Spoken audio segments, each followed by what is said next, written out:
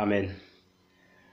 Donc, comme on disait tantôt, lundi dernier, si mes souvenirs sont bons, le Seigneur nous a mis à cœur de commencer un thème sur les anges dans la Bible, ou les anges en fait de la Bible. Et c'est un sujet qui avait pour but aussi en fait de rassembler quasiment tous les anges en fait dont nous parle la Bible, et leur fonction et leur en fait mission qu'ils ont à faire devant le Seigneur. La dernière fois, enfin dès le départ, nous avons vu la première catégorie, la première catégorie où en fait le Seigneur avait des anges premièrement qu'il envoie pour nous fortifier, pour nous encourager, pour nous relever quand ça ne va pas, ou pour en fait nous envoyer, comment dirais-je, l'explication des choses en fait que nous ne comprenons pas.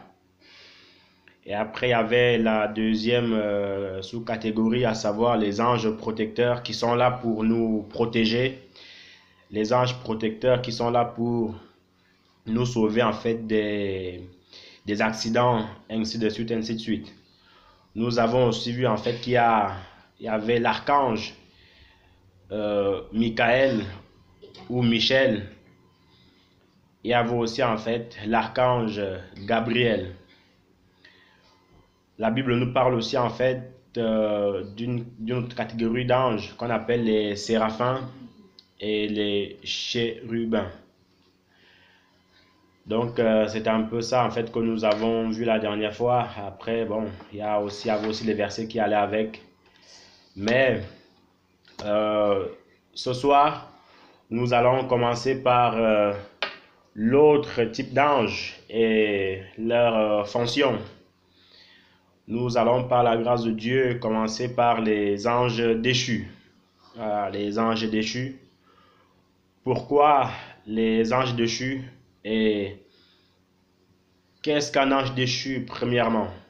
Parce qu'en général, quand on parle d'un ange, c'est quelqu'un de bon, quelqu'un de bien, quelqu'un de spirituel. Mais nous oublions souvent en fait qu'il existe des anges déchus. Et un ange déchu, en fait, vous vous souvenez, dans le livre d'Apocalypse, même dans le livre aussi en fait d'Ézéchiel 28 là-bas, quand le diable a commencé en fait à se rebeller. Et quand il y a eu cette guerre-là dans le livre d'Apocalypse 12, où Michael ou Michel est parti combattre contre le diable avec ses anges.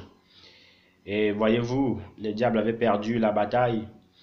Et la Bible nous dit en fait qu'il a entraîné un tiers des anges qui se trouvaient qui se trouvaient au ciel. Le un tiers des anges qui se trouvaient au ciel en fait. Ça veut dire quoi? Ça veut dire que un tiers de quelque chose, ce n'est pas quelque chose de négligeable, voyez-vous, c'est quelque chose d'assez important. Parce que si le diable en fait a réussi à entraîner tous ces anges-là, c'est terrible. Ça veut dire que ce gars-là avait quand même quelque chose en lui qui était pas du tout négligeable. D'ailleurs, je nous invite vraiment à méditer le livre d'Ézéchiel, chapitre 28, où la Bible en fait décrit le diable, un chérubin protecteur. Il était plus sage que Daniel. Il était orné de toutes sortes de pierres, d'or, de diamants. Et c'est quelqu'un en fait qui s'occupait de beaucoup de choses en fait au ciel. Donc il avait aussi l'art de bien parler. Il savait en fait où toucher pour attirer ces anges-là. Donc ce sont ces gens-là en fait qui l'ont suivi, qui ont combattu contre les anges de Dieu, qui ont été précipités sur terre. Et puis ce ne sont plus des anges de Dieu, mais ce sont en fait des anges déchus. Voilà pourquoi en fait on les appelle les anges déchus. C'est des anges en fait qui ont effrant à leur mission. C'est des anges en fait qui se sont égarés loin de la face de Dieu. Donc c'est un peu ça. Donc pour ce faire par la grâce de Dieu, nous allons parcourir en fait les versets qui appuient ce que nous sommes en train de dire. Notre première lecture de ce soir se trouve dans le livre de 1 Roi. Dans le livre de 1 Roi, donc par la grâce de Dieu, je vais faire la lecture de ce côté.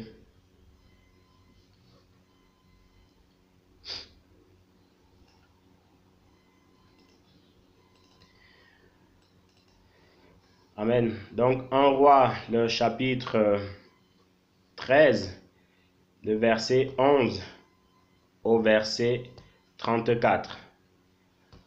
On va aller jusqu'à ce qu'en fait on puisse s'arrêter, mais on va seulement essayer de retenir en fait l'essentiel. 1 Roi chapitre 13, le verset 11 au verset 34.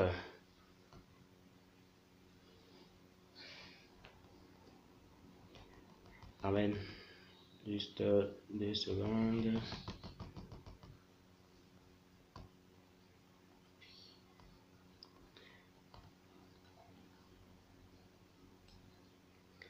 La Bible dit ceci.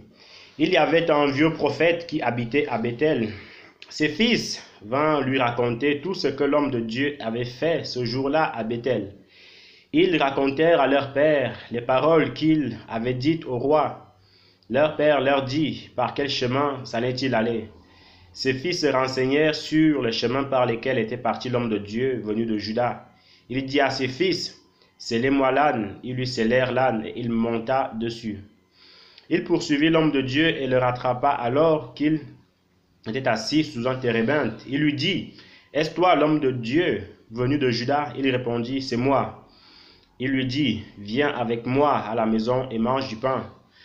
L'homme de Dieu lui répondit, je ne puis ni retourner ni venir avec toi. Je ne mangerai pas le pain et je ne boirai pas d'eau avec toi dans ce lieu, car j'ai reçu cet ordre du Seigneur. Tu ne mangeras pas de pain et tu ne boiras pas d'eau en ce lieu. Tu ne retourneras pas par le chemin que tu auras pris à l'aller. Le prophète lui dit, moi aussi je suis un prophète comme toi, et un ange m'a dit, parole du Seigneur, fais-le revenir avec toi dans ta maison, qu'il mange du pain et qu'il boive de l'eau. Il lui mentait. L'homme de Dieu, donc verset 19, l'homme de Dieu retourna avec lui, mangea du pain dans sa maison et il but de l'eau. On va s'arrêter là. Frères et sœurs, voici en fait le petit résumé de cette histoire-là. Le Seigneur va en fait envoyer un prophète, un véritable prophète auprès de Jéroboam parce qu'il faisait des abominations, il brûlait en fait le feu dans le temple et tout ça. Alors le Seigneur va envoyer un vrai prophète pour parler à ce roi impie. Et qu'est-ce qui va se passer? Les ordres du Seigneur envers son serviteur étaient clairs. 1. Tu ne passeras pas par le même chemin par lequel tu es passé. Donc, le chemin allé, tu ne reprendras pas. Tu ne boiras pas d'eau, tu ne mangeras pas non plus de pain qu'on te présentera. Au départ, Jéroboam lui avait présenté toutes ces choses-là, il avait refusé. Mais voici en fait qu'un vieux prophète les lui présente. Il va refuser, mais qu'est-ce qui va se passer? Le vieux prophète va lui dire, moi aussi je suis un prophète comme toi, et l'Éternel m'a parlé. Et voyez-vous, la Bible précise bien en fait qu'il lui mentait, qu'un ange, il a dit en fait qu'un ange m'a dit de te dire que tu dois venir avec moi. Mais en fait, il lui mentait. C'était un ange déchu, c'était un ange des ténèbres qui était venu parler à ce vieux prophète-là pour qu'il puisse détourner les véritables, donc le jeune prophète du chemin de l'Éternel. Donc ce sont des anges qui paraissent clairs au départ, sont des anges en fait qui paraissent beaux au départ, mais leur message est erroné, mais leur message en fait n'est plus de Dieu. Vous voyez un peu. Donc c'est des gens que si on ne fait pas attention à leur dire, c'est des anges, en fait, si on n'a pas le discernement, on risque de passer à côté de l'œuvre de Dieu. Pourquoi? Parce que ce jeune prophète avait reçu, en fait, les ordres de Dieu qui étaient clairs, nets et précis, mais indiscutables, que tu ne mangeras pas de pain, tu ne boiras pas non plus d'eau. Alors, voyez-vous, voici qu'un autre vient en lui disant, en fait, le contraire. Voyez un peu, et il prend comme excuse qu'un autre ange lui avait parlé et il lui mentait. Donc voilà un peu le premier ange déchu qui va parler à un vieux prophète et il va transmettre en fait ce virus-là au jeune prophète qui, au lieu de rester intègre, au lieu de rester en fait sur ce que le Seigneur lui a dit, il va plutôt se fier parce qu'il lui a dit en fait, je suis homme de Dieu comme toi, je suis serviteur de Dieu comme toi, et un ange en fait m'a souffloté alors c'était rien de tout cela en fait. Nous allons parcourir en fait d'autres versets, d'autres livres. On va aller dans le livre de Nombre, Nombre 22. Nombre chapitre 22.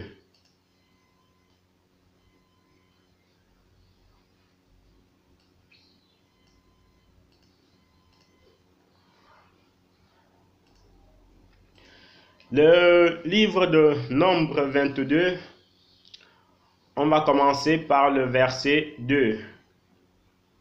Balak, fils de Zippor, vit tout ce qu'Israël avait fait aux Amorites. Moab fut très irrité et inquiet en voyant ce peuple si nombreux. Moab fut pris de panique à la vue des fils d'Israël.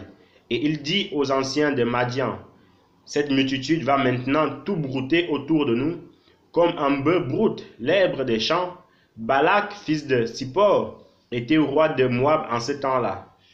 Il envoya des messagers auprès de Balaam, fils de Béor, à Pétor, sur le fleuve, son pays d'origine, pour lui porter cet appel.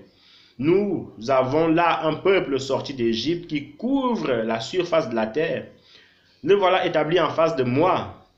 Viens donc, je t'en prie, et maudis-moi ce peuple, car il est plus puissant que moi.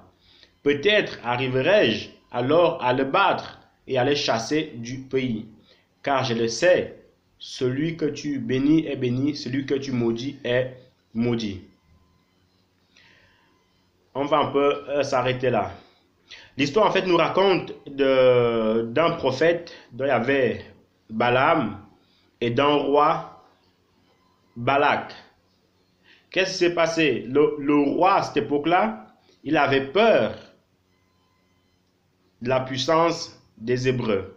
Il avait peur que les Israélites, en fait, dont il avait entendu parler que tout ce qu'il foule au pied, il le broute, quoi. Tout ce qu'il foule au pied, toutes les guerres, en fait, il les remporte. Et il va choisir, il va prendre un serviteur de Dieu qui était authentique dès le départ, donc Balaam. Il va lui envoyer des présents pour venir maudire le peuple d'Israël à cause de leur multitude, à cause de leur puissance. Mais qu'est-ce qui va se passer? Il va, toujours ce roi impie, il va envoyer ses mercenaires, ses ministres, pour offrir des cadeaux au prophète Balaam. Et ces cadeaux-là, en fait, vont corrompre son cœur, quand même, en fait, il savait que personne ne pouvait maudire Israël. Quand même, en fait, il savait que personne ne pouvait porter la main sur Israël.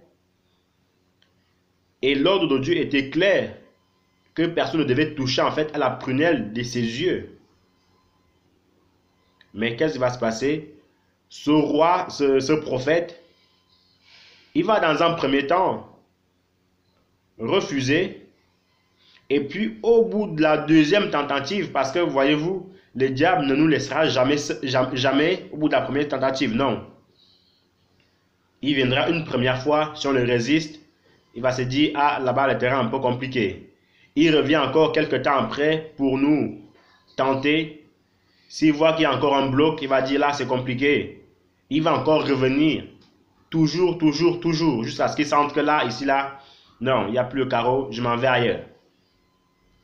Donc tant que nous fermons les portes à toutes ces choses-là, il aura du mal à nous atteindre. Mais qu'est-ce qui va se passer? Le prophète Balaam, il va dire au roi Balak, écoute, je vais de nouveau aller consulter l'Éternel pour voir ce qu'il va me dire. Mais le problème qu'il a, c'est que si vous voyez un peu, pour ceux qui maîtrisent un peu cette histoire, les ordres de Dieu étaient clairs. Dieu lui avait dit, tu n'iras pas avec ces gens-là, tu n'iras pas. Mais il va dire à ce roi impie que, attends, je veux quand même aller de nouveau consulter l'Éternel pour voir ce qu'il me dit. En gros, Dieu t'a déjà parlé, pourquoi voudrais-tu en fait qu'il change sa parole? Pourquoi voudrons-nous en fait qu'il change sa parole? Parce que on a des cadeaux devant nous, parce qu'on a des honneurs devant nous. Quand Dieu donne un ordre, en fait, il ne peut pas le changer. Et c'est pour ça que la Bible dit en fait que attention en fait au présent. Parce que le présent en fait corrompt parfois très vite les cœurs. Le présent en fait c'est aussi en fait les cadeaux tout simplement. En continuant, nous allons passer au livre de Galates. Donc Galates, on ne va pas le lire, on va juste le commenter. Galates 1:8 qui nous dit en fait, l'apôtre Paul qui parle. Mais quand bien même, quand un ange du ciel viendrait à vous annoncer notre évangile, qu'il soit anathème, ou plutôt en fait qu'il soit maudit. Qu'il soit anathème ou qu'il soit maudit. Ça veut dire quoi? Ça veut dire que si les ordres de Dieu nous étant parvenus et que quelqu'un d'autre en fait, vient nous dire quoi que ce soit, même si c'est un ange, c'est que c'est un ange déchu. Mais je vais un peu par la grâce de Dieu essayer d'expliquer.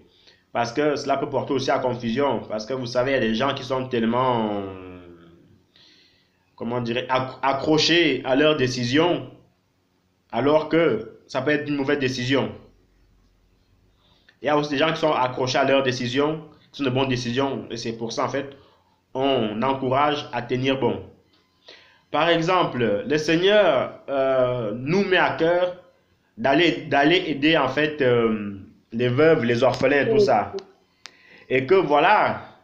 Viens. Si jamais, Sister Jeanne, le micro est ouvert si jamais, au cas où. Donc, voyez-vous, si le Seigneur nous met à cœur d'aller assister les veuves et les orphelins, et que un autre chrétien ou un autre homme de Dieu vient à nous dire que non, cet argent-là est plutôt fait en fait pour faire autre chose, pour, je sais pas, pour aller faire tes courses. Là, il y a problème. Pourquoi il y a problème? Parce que le Seigneur aime quand on porte assistance aux pauvres. Il aime quand on porte en fait assistance aux orphelins. En gros, il aime quand on aide les gens, quand on va au secours des gens.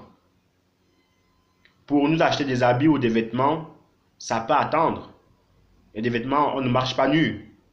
Donc si quelqu'un maintenant vient en nous disant que non, c'est plutôt pour acheter des vêtements, c'est plutôt en fait pour t'acheter de la nourriture, il faut faire attention. Un autre exemple encore. Si le Seigneur nous ayant parlé en songe ou en vision que toi, je t'ai choisi comme mon serviteur, je te veux entièrement à moi, je te veux. À l'exemple des apôtres qui étaient consacrés au Seigneur, à l'exemple de Samuel qui était consacré au Seigneur toute sa vie. C'est possible, des gens comme ça, c'est encore possible de nos jours.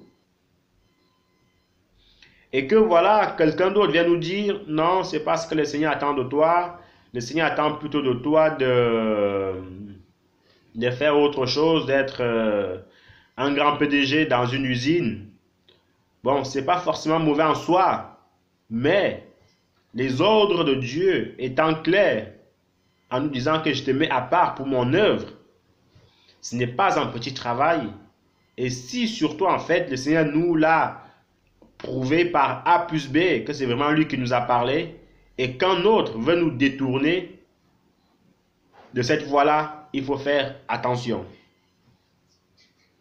Donc vous voyez un peu, quand on parle qu'il peut y avoir les décisions en fait que le Seigneur nous met vraiment à cœur et qui sont là, qui ne peuvent pas changer, et les décisions en fait que le Seigneur nous met toujours à cœur et que quelqu'un d'autre en fait veut nous montrer autre chose. Et en général, voyez-vous, quand le Seigneur nous parle ou parle en fait à notre sujet, le Seigneur, sachant ce qu'il fait, il ne manque jamais en fait de nous confirmer cela. Il peut passer par des gens, mais il ne manque jamais en fait de nous confirmer cela. Maintenant, de l'autre côté, l'erreur à ne pas aussi commettre, c'est que il y a aussi en fait d'autres personnes, elles sont tellement attachées en fait à leurs décisions alors que le Seigneur n'est même pas là-dedans. Voilà, le Seigneur n'est même pas là-dedans, le Seigneur n'est même pas parlé. C'est peut-être parce que nous, on a envie de faire cela et voilà pourquoi en fait on le fait. Et quand quelqu'un d'autre en fait, un homme de Dieu ou un frère, vient nous dire que non, c'est pas plutôt ça que le Seigneur attend de toi, c'est plutôt l'autre côté. Il faut écouter. Bon, c'est un peu ambigu ce que je suis en train de dire. Voilà pourquoi en fait il faut le discernement et l'Esprit de Dieu pour comprendre ces choses-là.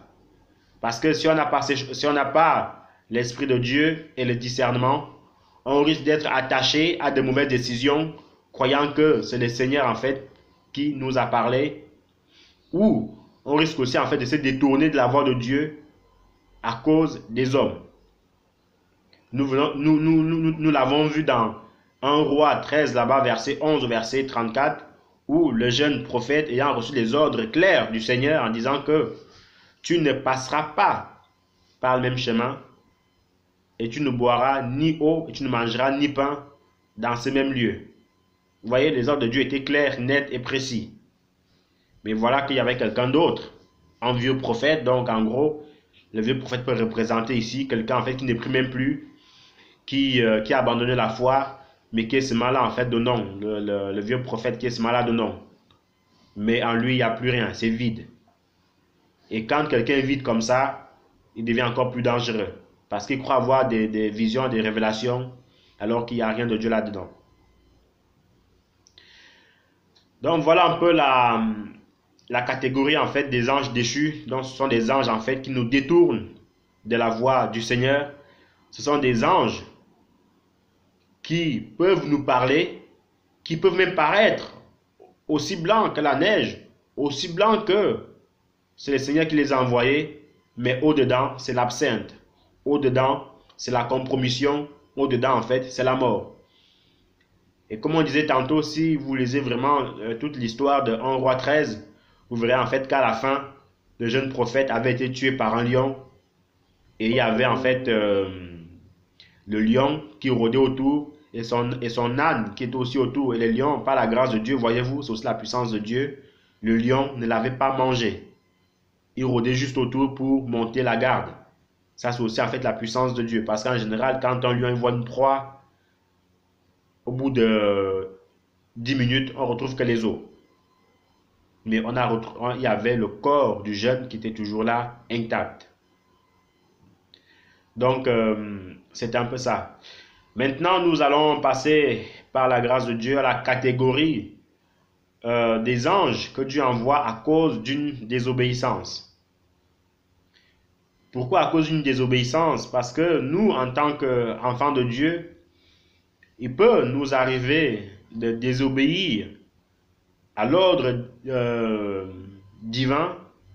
Il peut nous arriver de désobéir au commandement du Seigneur. Voilà pourquoi, en fait, parfois, le Seigneur envoie ses anges pour nous recadrer. Le Seigneur envoie souvent aussi ses serviteurs pour nous recadrer. À savoir ici, en fait, qu'en général, voyez-vous, En général, les anges, c'est des hommes en fait, c'est des hommes, mais avec une autre apparence. C'est donc avec une autre apparence. Il peut y avoir des anges qui sont tellement grands, costauds. Il peut y avoir des anges, en fait, quand ils apparaissent, ils sont tout blancs, éblouissants. Mais ça, en fait, ce sont des anges, des êtres célestes, en fait. Pour ce faire, nous allons lire Genèse chapitre 19. Genèse chapitre 19. Le verset 1 au verset 24.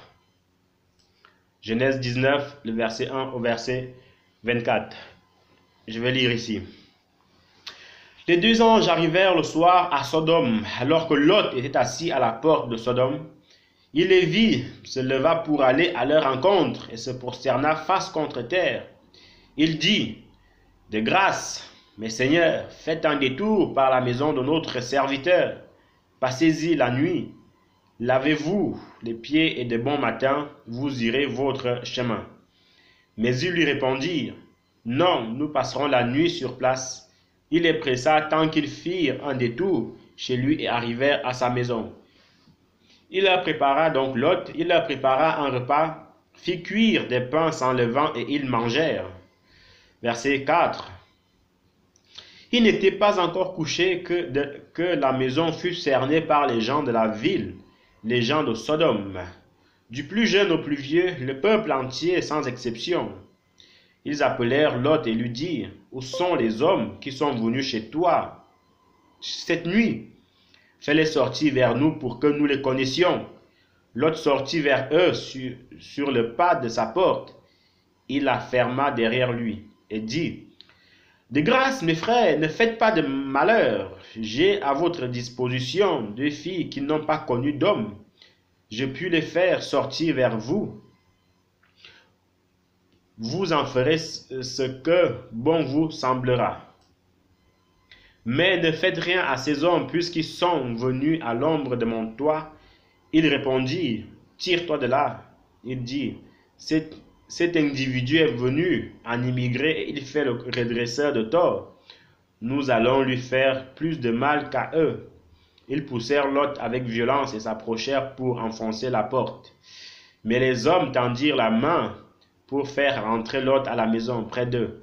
Ils fermèrent la porte et ils frappèrent de nécessité les gens qui étaient devant l'entrée de la maison, depuis le plus petit jusqu'au plus grand, et ils ne purent trouver l'entrée. Les hommes dirent à Lot, « Qui as-tu encore ici? Engendre tes fils, tes filles, tout ce que tu as dans la ville, fais-le sortir de cette cité. Nous allons en effet la détruire, car elle est grande devant le Seigneur, la plainte qu'elle provoque. Et il nous a envoyés pour la détruire. » Lot sortit pour parler à ses gendres, ceux qui allaient épouser ses filles, et il leur dit, « Debout, sortez de cette cité, car le Seigneur va détruire la ville. » Mais aux yeux de ses gendres, il parut plaisanter. Lorsque pointa l'aurore, les anges insistèrent auprès de Lot en disant, « Debout, prends ta femme et tes deux filles qui se trouvent ici, de peur que tu ne périsses par la faute de cette ville. » Comme il s'attardait, les hommes le tirèrent par la main, lui, sa femme et ses deux filles, car le Seigneur avait pitié de lui. Ils les firent sortir pour le mettre hors de la ville, comme ils le menaient dehors. Amen. Ils dirent à Lot, « Sauve-toi, il y va de ta vie, ne regarde pas derrière toi, ne t'arrête nulle part dans le district, fuis vers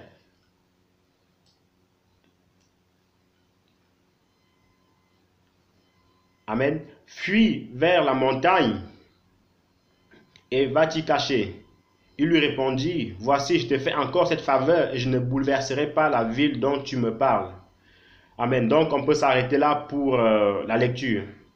Pour résumer, en fait, l'histoire, c'est que voici une ville, donc Sodome, Amen. Pour les questions, on pourra peut-être répondre après pour ne pas se mélanger les pinceaux. Donc, c'est une bonne question, nous pourrons peut-être répondre après.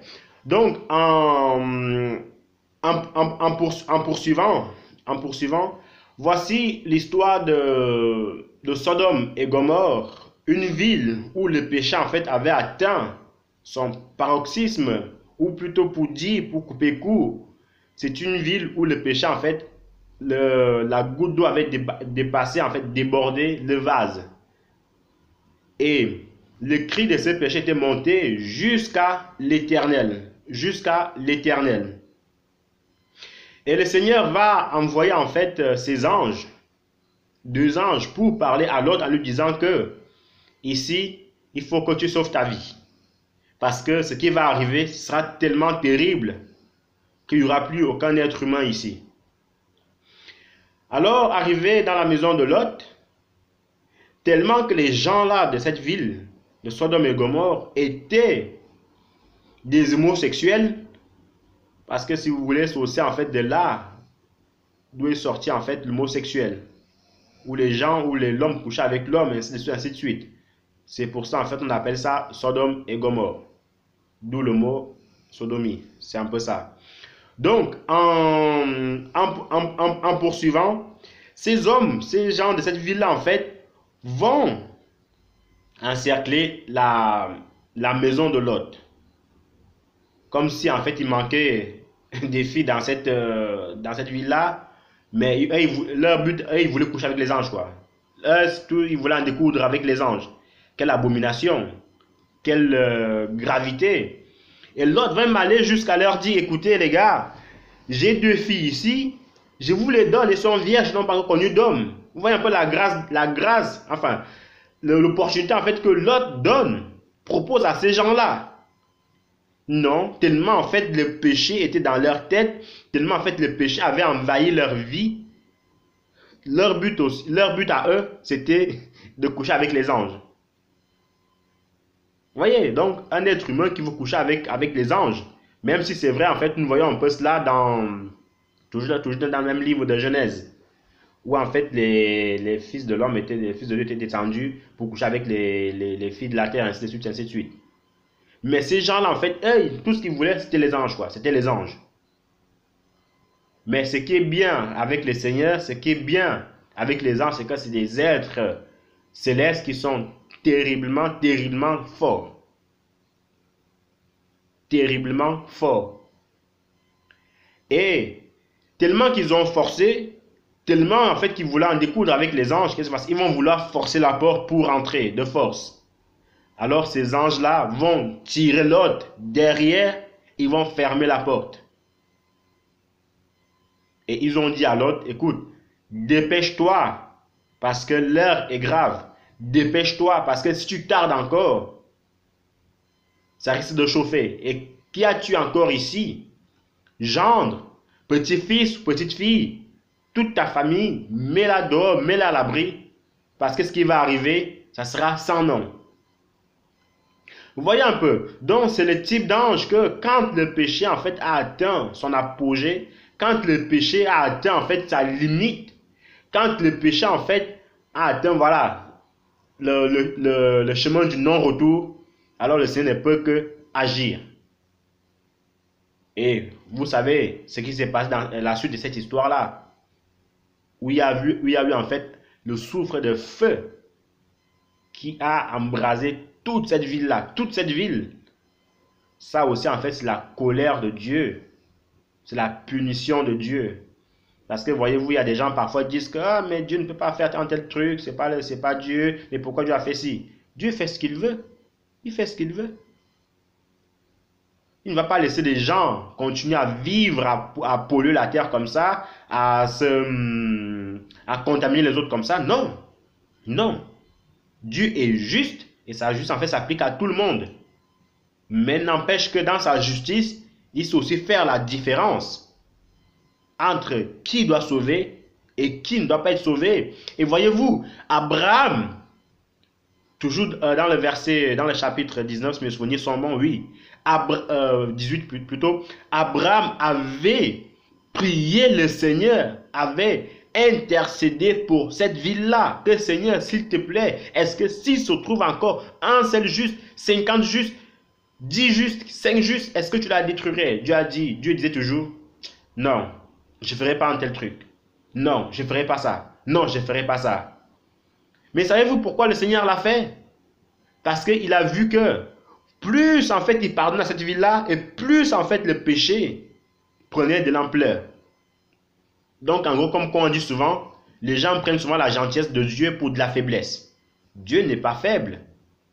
Dieu est juste miséricordieux. Et sa miséricorde en fait ne doit pas être prise en vain.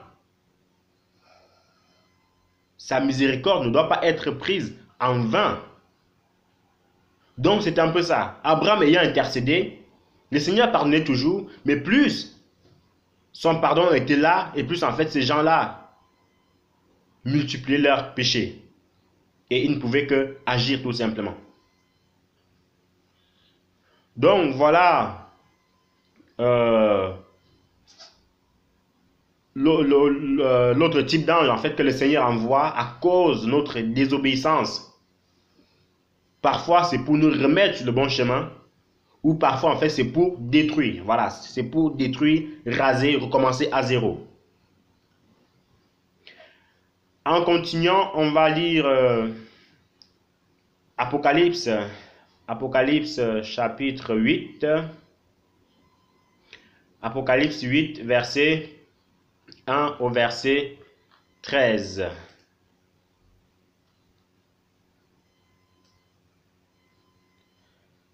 Apocalypse 8.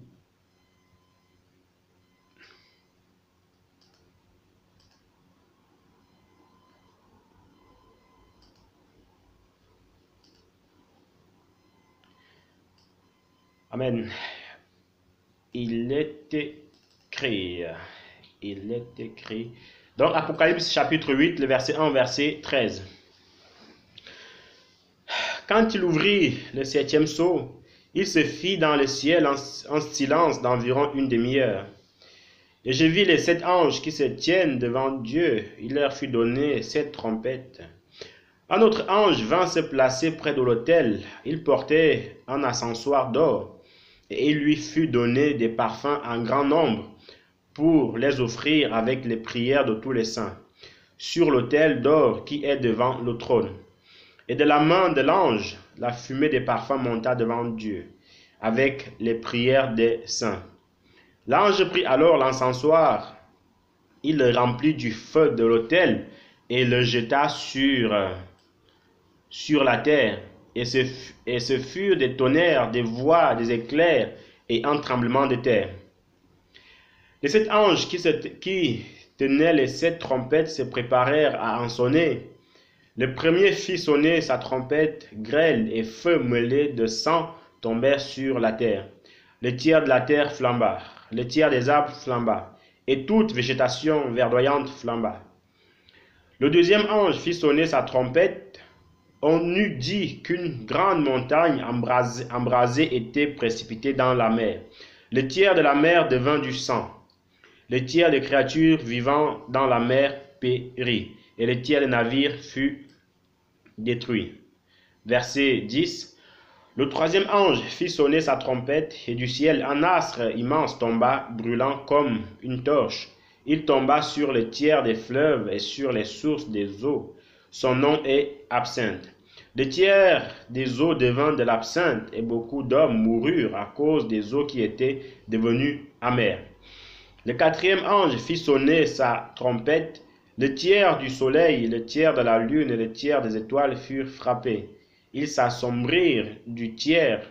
Le jour perdit un tiers de sa clarté et la nuit de même. Alors je vis et j'entendis un aigle qui volait au zénith proclamer d'une voix forte: Malheur, malheur, malheur aux habitants de la terre, à cause des sonneries des trompettes des 3 anges qui doivent encore sonner. Amen. Ici, déjà pour présenter un peu le livre d'Apocalypse, qui veut dire aussi en fait révélation. C'est un livre très très compliqué à comprendre, très très compliqué à expliquer, mais on va pas l'expliquer parce que j'ai pas les explications de ce livre-là. Voilà. Je les ai pas, de peur de dire des mensonges, des bêtises.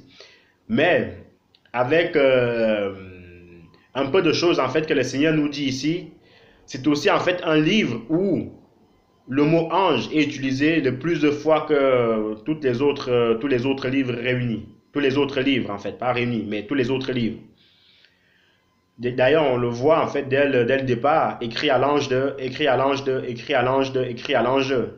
Donc il y a déjà au moins 7 anges là-dedans, dès à peu près du premier jusqu'au troisième chapitre. Il y a au moins 7 anges qui sont mentionnés là-dedans.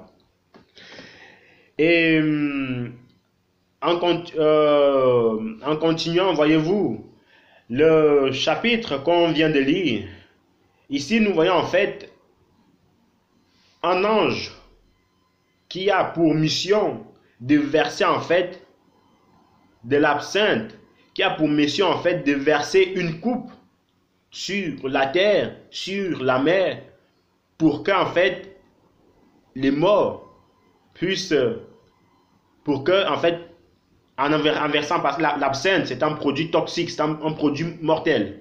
Même si les gens en fait ils ont pris ça en fait pour du vin, parce qu'il y a aussi en fait un vin qui s'appelle absinthe. C'est un vin terrible, hein. Voilà pour bon, pas la grâce de Dieu ici personne ne boit, mais connaissant, ayant parlé avec quelques buveurs, c'est un vin terrible. Donc ici, le Seigneur va utiliser cet ange-là pour verser sa colère sur la terre. Donc c'est des anges que le Seigneur utilise pour cette mission-là.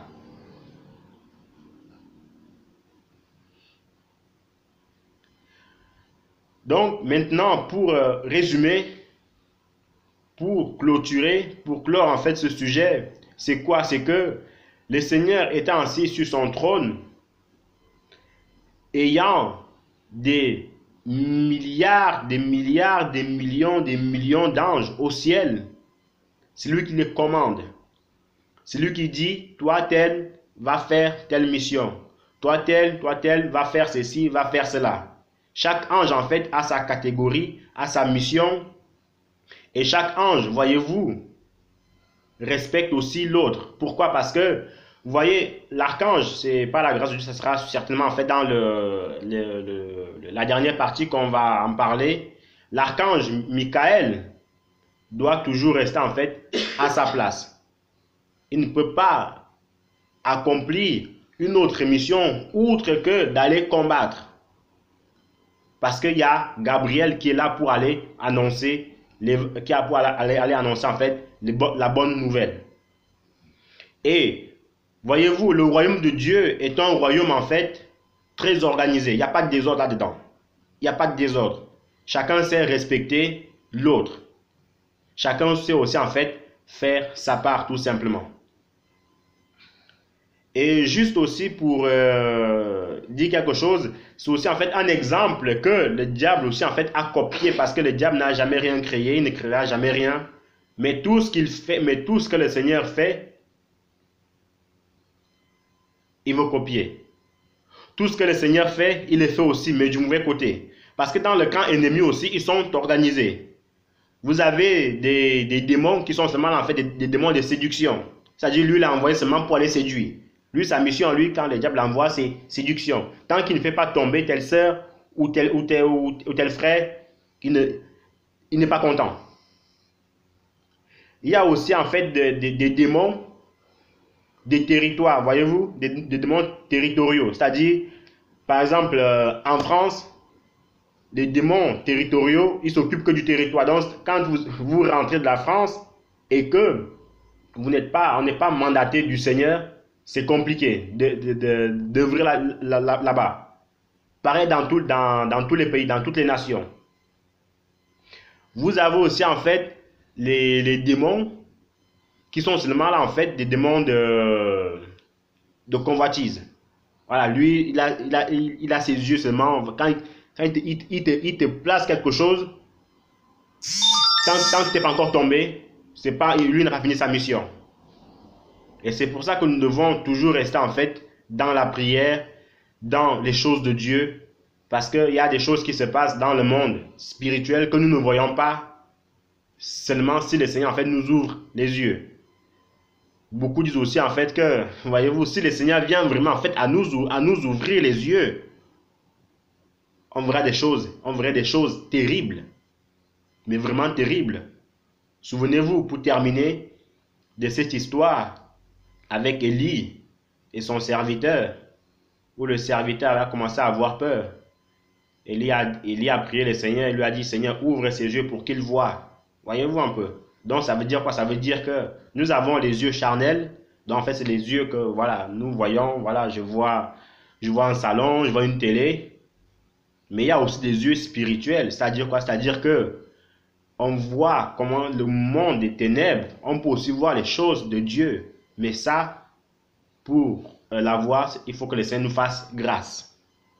C'est possible d'y arriver, mais il faut qu'on prie le Seigneur tout simplement. Donc, que le Seigneur nous bénisse abondamment, que le Seigneur soit glorifié.